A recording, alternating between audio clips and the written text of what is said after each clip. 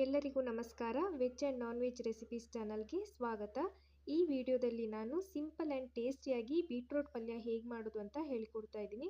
ಇದಕ್ಕೆ ಏನೆಲ್ಲ ಇಂಗ್ರೀಡಿಯೆಂಟ್ಸ್ ಬೇಕು ಅಂತ ನೋಡ್ಕೊಳ್ಳೋಣ. 2 ಬೀಟ್ರೂಟು ಮೀಡಿಯಮ್ ಸೈಜ್ದು, 3 ಹಸಿರು ಮೆಣಸಿನ್ಕಾಯಿ, ನಿಮಗೆ ಖಾರ ಜಾಸ್ತಿ ಬೇಕು ಅಂದರೆ ಜಾಸ್ತಿ ತೊಗೊಳ್ಳಿ, 2 ಮೀಡಿಯಮ್ ಸೈಜ್ ಈರುಳ್ಳಿ, ಇದನ್ನೆಲ್ಲ ನೀಟಾಗಿ ತೊಳೆದು ಕಟ್ ಮಾಡಿ ಇಟ್ಕೊಂಡಿದ್ದೀನಿ. ನಾನಿಲ್ಲಿ 5 ರಿಂದ 6 ಬೆಳ್ಳುಳ್ಳಿ ಹೆಸಳು, ಸ್ವಲ್ಪ ಕಾಯಿ ತುರಿ ತೊಗೊಂಡಿದ್ದೀನಿ.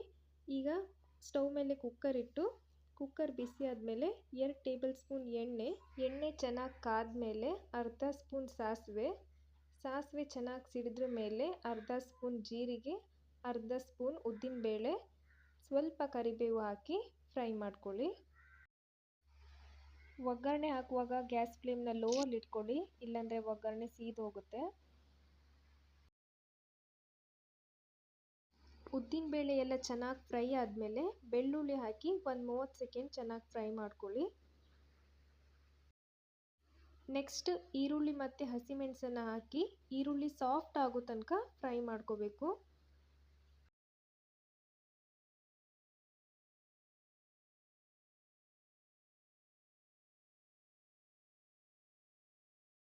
ಈರುಳ್ಳಿ ಎಲ್ಲ ಚೆನ್ನಾಗಿ ಫ್ರೈ ಆಗಿದೆ. ನಾನೀಗ ಇದಕ್ಕೆ ಬೀಟ್ರೂಟ್ನ ಹಾಕ್ಕೊಂಡಿದ್ದೀನಿ. ಒಂದ್ಸಲ ನೀಟಾಗಿ ಮಿಕ್ಸ್ ಮಾಡ್ಕೊಳ್ಳಿ. ಮಿಕ್ಸ್ ಮಾಡ್ಕೊಂಡಾದಮೇಲೆ ಇದಕ್ಕೆ ರುಚಿಗೆ ತಕ್ಕಷ್ಟು ಉಪ್ಪು ಹಾಗೂ ಬೀಟ್ರೂಟ್ ಬೇಯಲಿಕ್ಕೆ ಎಷ್ಟು ನೀರು ಬೇಕೋ ಅಷ್ಟು ನೀರನ್ನು ಹಾಕೋಬೇಕು. ನಾನಿಲ್ಲಿ 1 ಲೋಟ ನೀರು ಹಾಕಿದ್ದೀನಿ. ಸಣ್ಣ ಲೋಟದಲ್ಲಿ 1 ಲೋಟ ನೀರು ಹಾಕ್ಕೊಂಡಿದ್ದೀನಿ.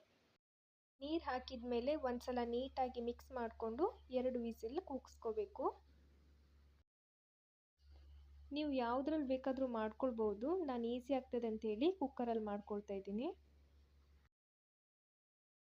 ಕುಕ್ಕರ್ ಕೂಲ್ ಆಗಿದೆ, ಓಪನ್ ಮಾಡಿ ನೋಡೋಣ. ತರಕಾರಿ ಎಲ್ಲ ಚೆನ್ನಾಗಿ ಬೆಂದಿದೆ. ಒಂದ್ಸಲ ನೀಟಾಗಿ ಮಿಕ್ಸ್ ಮಾಡ್ಕೊಳ್ಳೋಣ.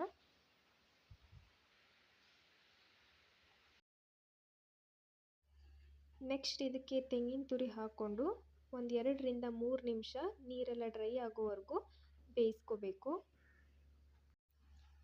ತುಂಬ ಸಿಂಪಲ್ಲಾಗಿ ಮಾಡ್ಕೊಳ್ಬೋದು. ಅನ್ನ, ಚಪಾತಿ, ರೊಟ್ಟಿ ಜೊತೆ ತಿನ್ನೋದಕ್ಕೆ ತುಂಬ ರುಚಿಯಾಗಿರುತ್ತೆ. ನೀವು ಒಂದ್ಸಲ ಮನೇಲಿ ಟ್ರೈ ಮಾಡಿ ನೋಡಿ, ಹೇಗೆ ಬಂತು ಅಂತ ಕಮೆಂಟ್ ಸೆಕ್ಷನಲ್ಲಿ ಕಮೆಂಟ್ ಮಾಡಿ. ಇದೀಗ ಕಂಪ್ಲೀಟಾಗಿ ರೆಡಿಯಾಗಿದೆ. ನಿಮಗೆ ಇವತ್ತಿನ ವಿಡಿಯೋ ಇಷ್ಟ ಆದರೆ ಲೈಕ್ ಮಾಡಿ, ಶೇರ್ ಮಾಡಿ.